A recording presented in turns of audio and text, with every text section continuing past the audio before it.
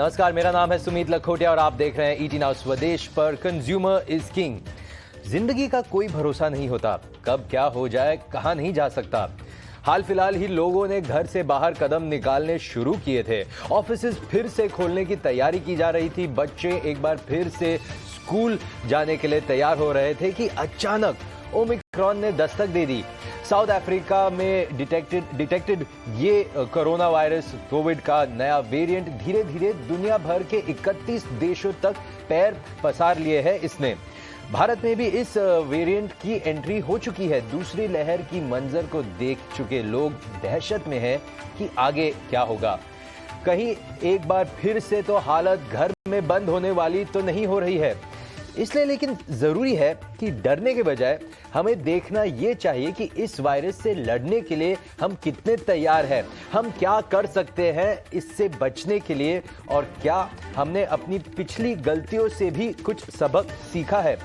क्योंकि इस वेरिएंट के साथ ट्रैवल रिस्ट्रिक्शंस भी काम नहीं कर रहा है और इसका जीता जागता उदाहरण है कि हमारे देश में ओमिक्रॉन संक्रमित व्यक्ति इस केस के लिए जो आया है वो उसकी कोई ट्रैवल हिस्ट्री की बात ही नहीं है। तो आखिर हमें क्या करना चाहिए अब एक नागरिक के तौर पर और एक देश के तौर पर, इन सभी बातों पर विस्तार से चर्चा करेंगे। और चर्चा के लिए हमारे साथ है डॉक्टर गौतम भंसाली, जो कि कोविड टास्क फोर्स महाराष्ट्र के मेंबर है, और हमारे दूसरे मेहमान हैं डॉक्टर अरुण चोपड़ा, जो कि senior consultant and director cardiology Fortis Escorts hospital के साथ है। डॉक्टर भंसाली, डॉक्टर चोपड़ा, धन्यवाद आपका हमारे साथ जुड़ने के लिए। डॉक्टर भंसाली, आपसे पहले पूछूंगा जो सबसे जरूरी बात, जो सबके मन में अभी यही प्रश्न है कि क्या तीसरी लहर आहट दे रही है, कितने तैयार है हम, और क्या करें ताकि दूसरी लहर जैसे हालत फिर से ना हो। जी सुमित, जहां तक तीसरी लहर की बात है, अगर अपन पुराना रिकॉर्ड देखते हैं स्पेनिश फ्लू का, तो उसके हिसाब से फर्स्ट वेव हिंदुस्तान में फर्स्ट वेव, सेकेंड वेव और थर्ड वेव भी उस टाइम में आई थी, लेकिन थर्ड वेव स्पेनिश फ्लू के टाइम में माइल्ड थी। अभी अगर अपन देखेंगे तो फर्स्ट वेव हमारे हिंदुस्तान में मार्च में आई, सेकेंड वेव भी मार्च के महीने में फरवरी मार्च में आई थी, और थर्ड वेव आने की संभावना भी फरवरी मार्च के अंदर अभी थोड़ी सी बनती है। क्योंकि जब भी अपन ने केसेस देखेंगे पुराने डेटा के हिसाब से, यूएस, यूके, यूरोपियन कंट्री में जब केसेस आते हैं उसके 3 महीने बाद हमारी कंट्री में केसेस आने लग जाते हैं। तो ये जो नया वेरिएंट ओमिक्रॉन का आया है, तो चांसेस है कि थर्ड वेव हमारे यहाँ पे आ सकती है, फरवरी मार्च या जनवरी के महीने में आ सकती है, बट वो बहुत ही माइल्ड रहेगी। अभी तक जो ओमिक्रॉन केसेस जो आ रहे हैं वो बहुत ही माइल्ड केसेस है या एसिम्प्टोमेटिक टाइप के केसेस है, इसलिए इसमें हमको डरने की जरूरत नहीं है। Yes, we should not be fearful, but we should be careful about this kind of new variant. लेकिन ये इतनी घातक होगी ऐसा बिल्कुल भी नहीं है। जितनी भी स्टडीज अभी तक आई है, उस स्टडी के हिसाब से जितने भी केसेस अब तक आए हैं, इस टाइप के पेशेंट्स को अभी तक हॉस्पिटल में भर्ती करने की भी जरूरत नहीं पड़ी है। थर्ड वेव आने की संभावना है, बट सीवियरिटी बिल्कुल भी नहीं होगी। जी, ये बहुत ज़रूरी बात है और बहुत ही तसल्ली देने वाली बात है कि अगर थर्ड वेव आए तो होपफुली इतनी सिवियर नहीं हो। डॉक्टर चोपड़ा, आपसे एक बात ये भी जानना चाहूँगा। देखिए, एक अजीब सी बात कहें, लेकिन कई लोग ये भी कह रहे हैं कि देखिए, जो लोग एयर ट्रैवल, मतलब एयर से ट्रैवल कर रहे हैं, प्लेन से ट्रैवल कर रहे हैं, या तो वो लोग हैं जो फुल्ली वैक्सीनेटेड हैं, या वो लोग हैं जिन्हें आरटीपीसीआर टेस्ट लेकर ही वो फ्लाइट्स बोर्ड कर रहे हैं। तो फिर ये कैसे वायरस वेरिएंट ट्रांसमिट हो रहा है देशों के बीच में, भारत में भी? तो क्या क्या ट्रैवल रिस्ट्रिक्शंस लगाना उससे कोई फायदा है, कुछ जरूरी है कि इट डजंट मैटर? देखिए, ये तो बहुत मुश्किल सवाल है जवाब देना, मगर आप ये समझिए कि ट्रैवल तो देखिए अभी तक ज्यादातर लोग वही कर रहे हैं जो वैक्सीनेटेड हैं, क्योंकि हम सर्टिफिकेट लेते हैं कि आप वैक्सीनेटेड हो तभी आप ट्रैवल करोगे। उसके बाद उनके मल्टीपल टाइम्स पीसीआर भी किए जाते हैं, चलने से पहले भी, पहुंचने के बाद भी। पर फिर भी आप देखिए कि ये वेरिएंट अभी कुछ दिन पहले ही मिला और ऑलरेडी 30 देशों में पाया गया है, इंक्लूडिंग हमारा देश। तो इसका मतलब यही है कि इन सभी प्रिकॉशंस और इन सभी केयरफुल जो हम ले रहे हैं चीजें, उससे भी प्रिवेंट नहीं हम कर पा रहे स्प्रेड। इसका मतलब है ये इन्फेक्टिव काफी है। मगर जो रीअश्योरिंग बात अभी तक इस बारे में आई है वो यही है कि जितने भी केस अभी तक मिले हैं वो बहुत सीरियस केस नहीं है। तो हमारी उम्मीद यही है, जैसे डॉक्टर बंसाली अभी कह रहे थे, कि ये शायद उतनी सीरियस वेव ना हो जितनी पहली वेव्स थी। हालांकि इतना कॉन्फिडेंट नहीं हूं मैं इस बारे में जितने डॉक्टर साहब थे, पर हाँ, फिर भी मेरी फीलिंग है हमारे कंट्री में बहुत ज्यादा एक्सपोजर हो चुका है, पहले इन्फेक्शन का, अब वैक्सीन का, और इस कारण से हमारा इम्यून रिस्पांस इस बीमारी के लिए अब बेटर है कंपेयर टू जो शुरू में था। तो शायद इस बार इतनी सीरियस वेव ना आए। वैक्सीनेटेड लोग जो हैं उनको इन्फेक्शन से रिलेटिव प्रोटेक्शन है, 100% प्रोटेक्शन नहीं है। ऐसा नहीं है कि जिसको वैक्सीन लग गया उसको 100% ये इन्फेक्शन हो ही नहीं सकती, ऐसी बात नहीं है। हो सकती है, चांसेस उसके कम हैं। अगर हो जाए तो सीरियस इन्फेक्शन होने के चांसेस कम हैं, ज्यादा चांसेस हैं कि माइल्ड इन्फेक्शन होगी। ऐसा नहीं है कि वैक्सीनेशन के बाद इन्फेक्शन हो ही नहीं सकती। सो वैक्सीनेशन के बावजूद सारी प्रिकॉशंस लेनी जरूरी हैं, जिसके बारे में आई थिंक बार बार बात की जा रही है। ये बहुत ज़रूरी बात कही आपने डॉक्टर चोपड़ा की वैक्सीनेशन है तो अच्छा है, लेकिन प्रिकॉशंस लेना ज़रूरी है। इंग्लिश में जैसे कहते हैं, we should not let our guard down even now. In fact doctor Bansali, आपसे एक प्रश्न ये पूछना चाहूँगा और फिर इस वैक्सीनेशन पर आएंगे, लेकिन पहले डॉक्टर बंसाली ये जानना चाहूँगा, देखिए जो साउथ अफ्रीका से हमें नंबर्स मिल रहे हैं और ऐसे कह रहे हैं कि वहाँ जो नए वेरिएंट के कारण केसेस बहुत बढ़ चुके हैं। I think about more than 153% या ऐसे कुछ ग्रोथ हो चुकी है in the number of cases. तो अभी ये भी लग रहा है कि शायद ये क्विकली स्प्रेड हो, तो ये कितना ज़रूरी है ध्यान में रखना? क्या हमें, and I know around the world WHO और आप भी टास्क फोर्स में है, सब इसके ऊपर रिसर्च कर रहे हैं, अभी तक और भी इंफॉर्मेशन निकल रही है दिन प्रतिदिन। तो क्या इस बात की, मतलब क्या ये बात ज़रूरी हो जाती है कि ये इतनी क्विकली स्प्रेड हो रहा है? क्या this becomes the main point of concern? जी सुमित, इसको, इस वायरस को, या ये जो वेरिएंट है, इस वेरिएंट को WHO ने भी वेरिएंट ऑफ कंसर्न बोला है, VOC बोला है। क्यों बोला है? इसका कारण है कि ये जो डेल्टा वेरिएंट था और ये ओमिक्रॉन वेरिएंट है, और डेल्टा जो है उसमें डबल टाइम म्यूटेशन होता है, 2 टाइम होता है, इसके अंदर 10 गुना ज्यादा म्यूटेशन होता है। ये हाईली कंटेजियस है, बहुत ही स्पीडली फैलता है, एक से दूसरे से सीधा 10 लोगों में या 16 लोगों के अंदर फैलता है। सो ये हाईली कंटेजियस होने की वजह से इसको वायरस ऑफ कंसर्न बोला गया, इस स्पेशली वेरिएंट को, ओमिक्रॉन वेरिएंट को। इसलिए हमको इसमें सजग रहने की जरूरत है, बहुत ही सावधान रहने की जरूरत है। और जैसे हम बार बार कहते हैं कि वैक्सीन वगैरह का यूज करना है, लेकिन वैक्सीन से ज्यादा जो महत्वपूर्ण चीज है, वैक्सीन जरूरी है बट इसके अलावा ज्यादा महत्वपूर्ण है, वो है मास्किंग, टाइट फिटिंग मास्किंग, पूरा मुंह पे मास्क को कवर करना है, उस टाइप से अपन को मास्किंग करना जरूरी है। वो वेरिएंट ऑफ कंसर्न है, इन्फेक्टिविटी ज्यादा है, बट अभी तक जितने केसेस मिले हैं 31 कंट्रीज के अंदर, टोटल आज 15 नवंबर के बाद से लेकर अब तक जो केसेस आए गए हैं वो 328 केसेस आए गए हैं। 31 कंट्री के अंदर अगर 328 केसेस है तो वो बहुत ही ज्यादा केसेस नहीं है, इंक्लूडिंग हमारी कंट्री को मिला करके भी देखा जाए तो 2 केस ही है, तो बहुत ज्यादा केसेस नहीं है। इसलिए बहुत ज्यादा डरने की या पैनिक होने की बात नहीं, बट यस, हमको सबको सावधान और सतर्क रहना पड़ेगा इसमें। जी डॉक्टर बंसाली, ये बहुत ज़रूरी बात कही आपने कि क्योंकि क्या होता है, कभी कभार पैनिक के मोड में हम कुछ गलत कर लेते हैं या कुछ ज़्यादा कर लेते हैं। इंस्टेड शांत रहें। जो कोविड प्रोटोकॉल्स इतने महीनों से, 1.5 साल, ऑलमोस्ट 2 साल से हम कर ही रहे हैं प्रैक्टिस, उन्हें फॉलो करते रहें, ध्यान रखें, और ज़रूरी बात वैक्सीनेटेड हों। तो डॉक्टर चोपड़ा, वैक्सीनेशन पर आपसे बात करना चाहूँगा। देखिए, हमने ये भी देखा था कि पिछले हफ्ते जब से ओमिक्रॉन की बातें शुरू हो गई है, तब से लोग फिर से, मतलब वैक्सीनेशन के नंबर्स बढ़ गए हैं। तो ये एक ऐसा भी देखा जा सकता है कि ये इन अ वे एक अच्छा ट्रेंड है कि जो पहले अभी वैक्सीनेशन नंबर्स कम हो गए थे, इतने सारे लोग हैं जिन्होंने फर्स्ट डोज ली लेकिन सेकंड डोज उनकी ड्यू हो गई लेकिन फिर भी लिया नहीं उन्होंने। तो क्या ये इस प्रकार से इन अ वे इस वेरिएंट का आना का ये इन अ वे गुड इफेक्ट भी समझा जाए कि लोग वापस से जागरूक होकर सतर्क हो रहे हैं इस बारे में? हाँ बिल्कुल जी, ये आपने सही कहा, क्योंकि जैसे out of sight out of mind वाली बात होती है, तो पिछले 2-3 महीनों से हमारे एरिया में काफी कम केस आने लग गए थे। तो हम दुनिया में तो देख रहे हैं केसेस, वेस्ट में तो बहुत आ रहे हैं, यूरोप में भी, यूएसए में भी, मगर क्योंकि हमारे कंट्री में केसेस कम आ रहे थे तो लोग मास्क पहनना भूलने लग गए थे।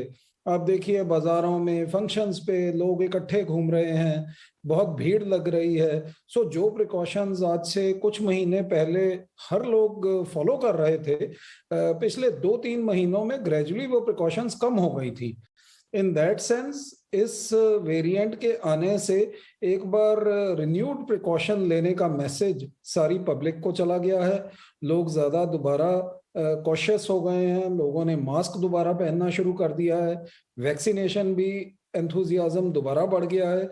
और ये आई थिंक बहुत जरूरी है कि एक बार सारी पॉपुलेशन जितनी जल्दी हो सके वैक्सीनेट हो सके। हम ऑलरेडी इस दिशा में काफी अच्छी स्पीड पे चल रहे थे, मगर जितनी जल्दी हो सके उतना ही बढ़िया है। एंड इन दैट सेंस ये एक अच्छी चीज है। वैसे भी ये जो वेरिएशंस आ रही हैं, जैसे इन्फेक्शन ज्यादा मतलब इन्फेक्टिव बहुत ज्यादा है वायरस, मगर अगर सीरियसनेस ऑफ डिजीज कम है, ये एक अच्छा ट्रेंड है। क्योंकि इसी तरह माना जाता है कि पैंडेमिक्स खत्म होते हैं, सो दैट जितने भी लोगों को अभी तक इन्फेक्शन नहीं हुई उनको भी एक्सपोजर हो जाए, मगर इन्फेक्शन माइल्ड हो तो जल्दी से जल्दी हर्ड इम्यूनिटी टाइप सिचुएशन आए और ये पैंडेमिक बंद हो। यही आई थिंक हम सबकी प्रार्थना भी है, होप भी है। सो लेट अस होप ये जल्दी से जल्दी हो। जी बिल्कुल, यही आशा हम सबकी है कि जल्द से जल्द ये हो और कोरोना एक हिस्ट्री हो जाए। हमारे सीख हमें काफ़ी मिले उससे, लेकिन it finally ends. Doctor Bhansali, एक चीज़ और नज़र में आने लगी है ओमिक्रॉन के कारण, the thing called 2 words called genome sequencing. ये पहले भी ऑब्वियसली था ही, बट अब ये काफ़ी लाइमलाइट में आ गया है, क्योंकि बहुत कह रहे हैं कि जैसे इंटरनेशनल ट्रैवलर्स, इंडिया की अगर बात करें, इंटरनेशनल ट्रैवलर्स जो इंडिया पहुंच चुके हैं कोविड पॉजिटिव है, लेकिन ओमिक्रॉन डिटेक्ट करने के लिए जीनोम सीक्वेंसिंग हो रहा है। इसे अगर आप कुछ साधारण शब्दों में हमारे दर्शकों को समझा सके कि ये क्या है, लगभग कितना समय लगता है जीनोम सीक्वेंसिंग के लिए? जी सुमित, जीनोम सीक्वेंसिंग हम लोग पहले भी कर रहे थे। डिफरेंट वेरिएंट, डिफरेंट म्यूटेशन, जैसे जैसे वायरस अपना म्यूटेशन बदलता है, स्ट्रेन चेंज होता है या उसका वेरिएशन चेंज होता है, तो हम लोग जीनोम सीक्वेंसिंग करने के माध्यम से पता करते हैं कि ये किस टाइप का है। इसके लिए हमारे पास ऑलरेडी लैब्स है और लगभग सारी लैब को, जब से ये ओमिक्रॉन आया है उसके बाद से सारी लैब को, मुंबई में भी हम लोगों ने इंस्ट्रक्शंस दिए हैं कि हर लैब उसके आगे एस जीन और जीनोम सीक्वेंसिंग टेस्ट करना चाहिए। जीनोम सीक्वेंसिंग के अंदर ये होता है कि ये किस टाइप का है।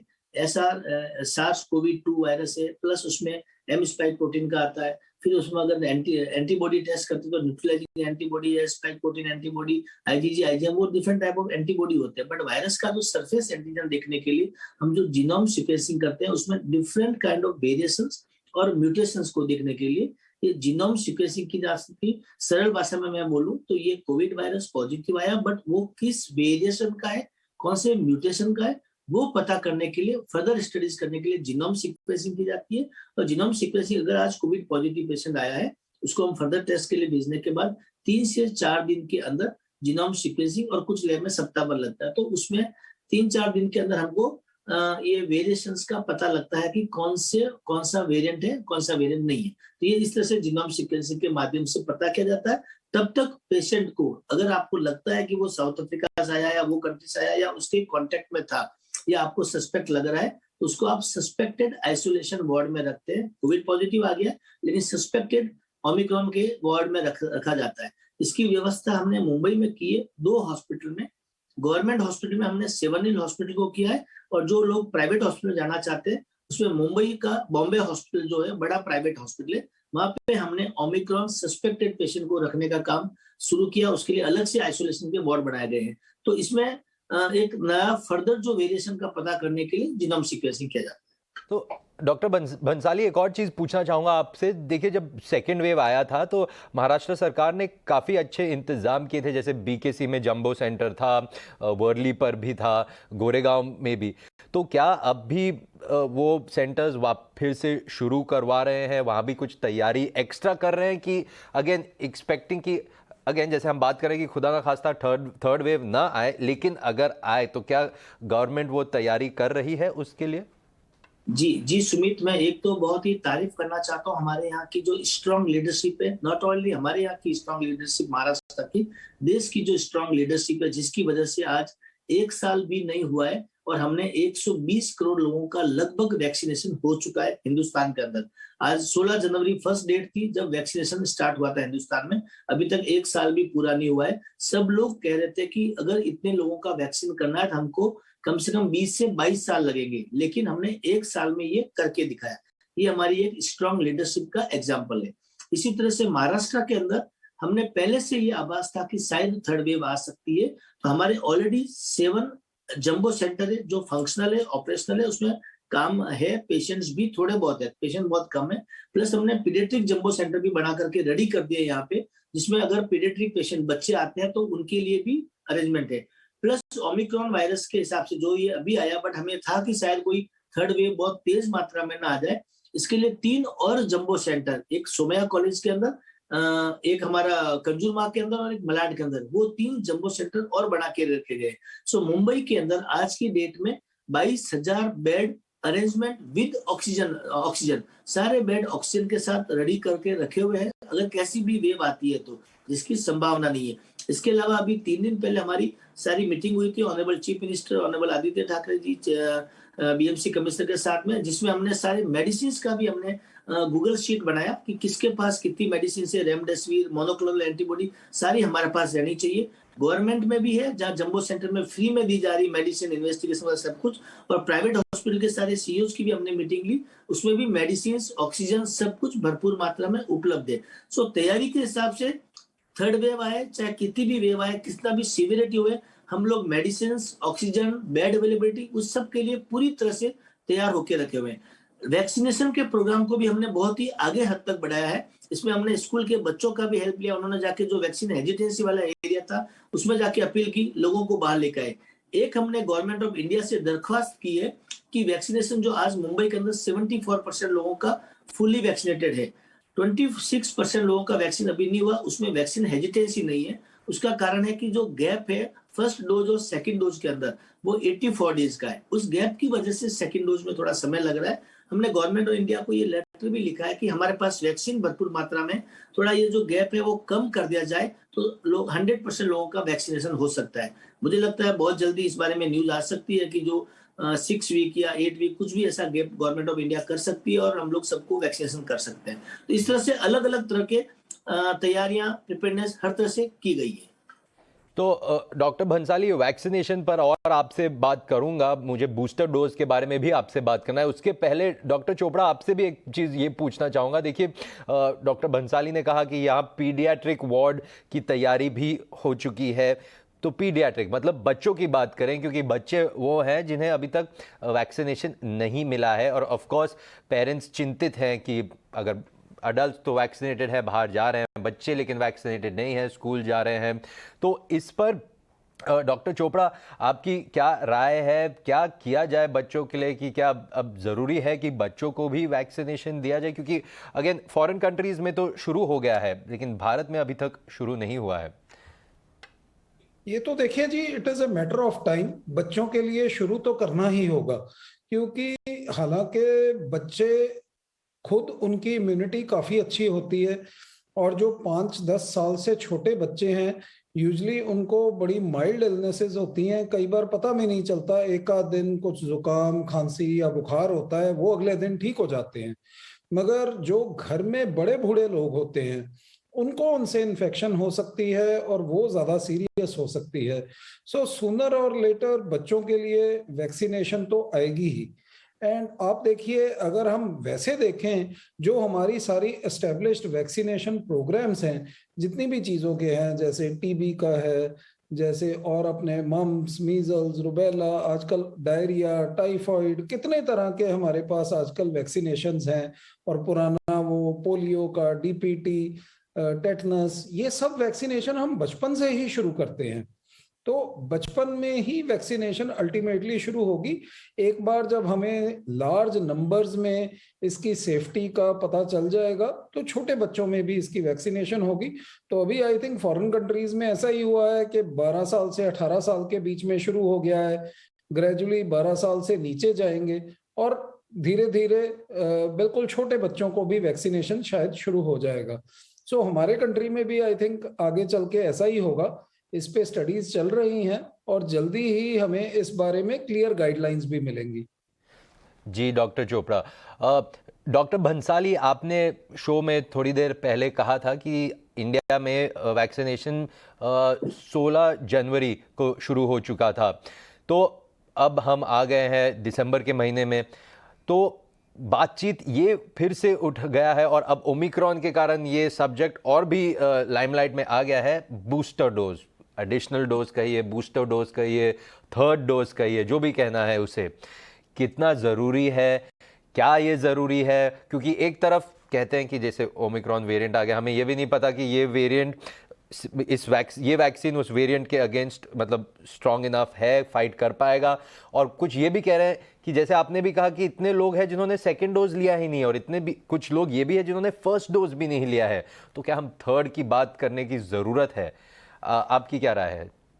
जी सुमित, एक बात तो ये है कि ये जो बूस्टर डोज या थर्ड डोज या ये वैक्सीन कितना कारगर होगा ओमिक्रॉन के अगेंस्ट में, मैं ये कहना चाहता हूँ कि किसी भी तरह का कोई भी म्यूटेशन या वेरिएशन कोई हो, सबसे बड़ा जो वैक्सीन है वो है masking, and that too double masking, मतलब टाइट मास्क करना चाहिए। तो ये हमको हर वक्त रखना है, कम से कम अगले 1 साल तक मास्किंग हमको रखनी है, मास्क लगा के रखना है। दूसरा, जहां तक वैक्सीन की बात है, बूस्टर डोज की बात है, यस, हम लोगों ने खुद ने रिकमेंड किया और हमने गवर्नमेंट ऑफ इंडिया से भी रिक्वेस्ट की इस बारे में कि बूस्टर डोज हमको जल्दी से जल्दी चालू करना चाहिए। फॉरेन कंट्रीज में, अमेरिका के अंदर, इजराइल के अंदर जो बूस्टर डोज चालू किया गया है, उसका रिकमेंडेशन उसमें यह है, या उसकी जो गाइडलाइन है वो है कि सेकेंड डोज के 6 महीने बाद, 6 मंथ बाद, या आपकी 18 साल से ज्यादा उम्र हो प्लस सेकेंड डोज के 6 महीने बाद में बूस्टर डोज के लिए लोग एलिजिबल है। हमारे यहाँ पे फर्स्ट डोज 16 जनवरी को आई थी, जैसे मैंने खुद ने लिया था पहले दिन ही, और सेकंड डोज हमने लिया था, उस वक्त में गैप था कोविशील्ड में 4 हफ्ते का, तो सेकंड डोज हमारी आई थी 14-15 फरवरी को आई थी, तब हमने सेकंड डोज लिया था। आज लगभग इस बात को 10 महीना हो गया है, 6 मंथ से ज्यादा हो गया है। हमने एंटीबॉडी लेवल भी चेक करवा के देखा था, 6 महीने के आसपास में एंटीबॉडी लेवल अच्छा था। धीरे धीरे एंटीबॉडी लेवल अभी कम होता जा रहा है। चाहे कोई भी वेरिएंट आए, कैसा भी वेरिएंट आए, आइडियली अभी राइट टाइम है, हमको बूस्टर डोज के बारे में सोचना चाहिए, बूस्टर डोज चालू करना चाहिए। एंड हमारी कंट्री में पर्याप्त मात्रा में वैक्सीन अवेलेबल है। एक तो वैक्सीन अवेलेबल नहीं हो तो फिर भी हम लोग सोच सकते हैं, लेकिन वैक्सीन हमारे पास में पर्याप्त मात्रा में अवेलेबल है। सो बूस्टर डोज जो लेना चाहे उनके लिए चालू कर देना चाहिए, ये हमारा इस बारे में मत है। ये ज़रूरी बात कही आपने डॉक्टर भंसाली, और ये जी एंटीबॉडीज़ का टेस्ट करके देखना ये काफ़ी इम्पॉर्टेंट हो जाता है, ताकि हमें पता चले कि क्या वैक्सीन कितनी कारगर है और कब ज़रूरत पड़ेगी हमें third dose, additional dose, booster dose, जो भी कहें हम। डॉक्टर चोपड़ा, हमारे पास समय थोड़ा कम है, लेकिन आपसे ये पूछना चाहूँगा, आपकी क्या एक एडवाइस रहेगी, आपकी राय, आपकी सलाह हमारे दर्शकों को कि अगर अब जैसे ये वेरिएंट और स्प्रेड करेगा, या अभी जैसे बात कर रहे हैं कि देखिए कोविड तो अभी गया नहीं, अभी भी है कोविड, इसके बारे में डॉक्टर चोपड़ा आपकी क्या सलाह रहेगी दर्शकों के लिए? देखिए जी, ये बहुत ही जरूरी बात है कि हम ये बात याद रखें कि कोविड अभी गया नहीं है और हमें इसके बारे में अभी सब कुछ मालूम नहीं है। हमने बहुत कुछ सीखा है इसके बारे में पिछले 2 सालों में, पर हमें इसके बारे में पूरा मालूम नहीं है। इसीलिए देखिए नए नए वेरिएंट्स निकल जाते हैं। सो हमें बहुत ही ख्याल रखना चाहिए जी। एक तो बहुत ही बेसिक सिंपल चीज है कि वैक्सीन लगवाना जरूरी है। वो हम सबको, जो जो एलिजिबल हैं वैक्सीन के लिए और जिनको अभी तक सेकंड डोज नहीं लगा या फर्स्ट डोज भी नहीं लगा, तो प्लीज वो वैक्सीन जरूर लगवाएं। उससे डेफिनेटली आपको फायदा होगा और आपके परिवार वालों को, आपके नेबर्स को, सबको फायदा होगा। दूसरी बात यह है कि हमें ये नहीं भूलना चाहिए कि जो प्रिकॉशंस की बात हम पिछले साल और इस साल अप्रैल मई में कर रहे थे, जब बहुत ज्यादा केसेस हो रहे थे, जैसे कि मास्क लगाना, डॉक्टर साहब ने अभी बोला कि मास्क लगाना और सिक्योर मास्क लगाना, पूरे मुंह को कवर करना, नाक और मुंह को। जैसे आम आप देखेंगे लोग मास्क लगा लेते हैं पर वो नाम का ही मास्क होता है, नाक तो बाहर निकला होता है। तो अगर आपका नाक बाहर है और मास्क केवल मुंह पे है या मुंह के भी नीचे ठोडी पे है, तो उसका तो देखिए कोई फायदा ही नहीं है ना, वो तो यूजलेस है। तो मास्क लगाइए, सही तरह से लगाइए, अपने हाथ रेगुलरली धोइए, अननेसेसरी सोशल गेट टुगेदर्स में जाना अवॉइड करिए, और इस बात का ख्याल रखिए कि जितनी ज्यादा भीड़ का इलाका है, अगर अवॉइड हो सके तो ना जाएं, अगर जाना जरूरी है तो कम से कम टाइम के लिए जाएं, मास्क पहन के जाएं करना और भी ज्यादा जरूरी कांटेक्ट बात अवॉइड है। करें। जी यही मैसेज है। डॉक्टर भंसाली, समय कम है लेकिन आपसे भी जानना चाहूंगा, आपकी क्या लास्ट पीस ऑफ एडवाइस रहेगी हमारे दर्शकों के लिए? जी, हमारा तो यही कहना है, जो हमने 2 चीजों के लिए रिक्वेस्ट किया है गवर्नमेंट ऑफ इंडिया से। एक तो बूस्टर डोज के लिए जो लोग लगाना चाहते हैं, specially health care worker, frontline worker और कोमॉर्बिड पेशेंट्स, उन लोगों के लिए अलाउ करना चाहिए। दूसरा, फर्स्ट डोज और सेकंड डोज में जो गैप है उसको 6 वीक के आसपास कर देना चाहिए, ताकि मैक्सिमम लोगों को हम वैक्सीन कवरेज कर सके। हमारे पास वैक्सीन अवेलेबल है। तीसरा, जो वैक्सीनेटेड लोग हैं उनको थोड़े से प्रिविलेज होने चाहिए, जो महाराष्ट्र में लागू किए गए हैं कि जो वैक्सीन नहीं लगाते हैं उनको पनिशमेंट आप नहीं दे सकते, लेकिन जो वैक्सीन वाले हैं उनको शॉपिंग मॉल में एंट्री, डबल वैक्सीनेटेड वालों को पिक्चर हॉल में एंट्री कर रहे हैं, आप रेस्टोरेंट में एंट्री कर रहे हैं, कहीं भी जाने का एंट्री करें। प्लस हमने महाराष्ट्र में, मुंबई में ये किया है कि जितने भी private hospital, government hospital, colleges, school colleges वगैरह है, प्लस कैंपस है, ऑफिसेज है, कॉर्पोरेट ऑफिस है, वहां पे हमने एक सर्कुलर किया कि आप अपने पूरे एम्प्लॉय की लिस्ट बनाओ कि किनका वैक्सीन नहीं हुआ है। अगर सबका वैक्सीन हो गया तो हम आपको फुल्ली वैक्सीनेटेड का एक सर्टिफिकेट या लोगो टाइप देंगे, और जिनका नहीं हुआ है उनके लिए हमारे पास वैक्सीन ऑन व्हील हमने चालू किया है, एम्बुलेंस आएगी और उनको वैक्सीन लगाएगी। सो वैक्सीनेशन बहुत जरूरी है, चाहे नंबर ऑफ वेव, कितनी भी वेव आए हम उससे बच सकते हैं वैक्सीन से और मास्क से। जी डॉक्टर भंसाली, ये ज़रूरी बात है कि फाइनल में ये है, डरे नहीं, पैनिक मत करिए, वैक्सीनेटेड रहिए, social distancing, mask, sanitization, COVID norms का पालन करिए। बहुत धन्यवाद हमारे साथ जुड़ने के लिए। ये थे doctor Gautam Bhansali, Covid task force Maharashtra के मेंबर हैं, और हमारे साथ थे डॉक्टर अरुण चोपड़ा, जो senior consultant and director cardiology, Fortis Escorts hospital. आज के शो में इतना ही। आप बने रहिए ईटी नाउ स्वदेश के साथ।